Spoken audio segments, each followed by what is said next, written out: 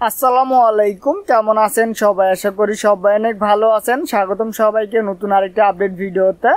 রাজশাহী বিশ্ববিদ্যালয়ের ভর্তি কবে থেকে শুরু হবে সেই বিষয়ে বিস্তারিত আলোচনা করব আজকের এই ভিডিওতে। তো চলুন কথা না বলে এই ভিডিওটি শুরু করি। ভিডিওটি শুরু করার আগে চ্যানেল নতুন হলে অবশ্যই চ্যানেলটি সাবস্ক্রাইব করে পাশে রাখা বেল বাটনটি অল করে দিবেন। তো চলুন শুরু করি।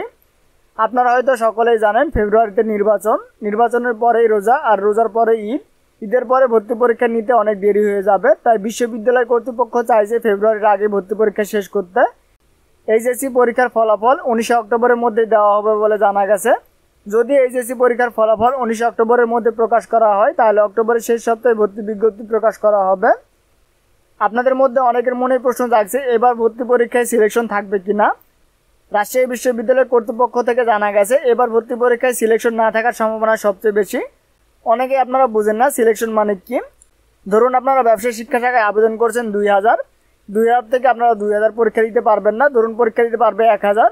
তো আপনাদের রেজাল্টের অনুসারে প্রথম যে 1000 থাকবে তারা পরীক্ষা দিতে পারবে, বাকিগুলো পরীক্ষা দিতে পারবে না। এটি হচ্ছে সিলেকশন।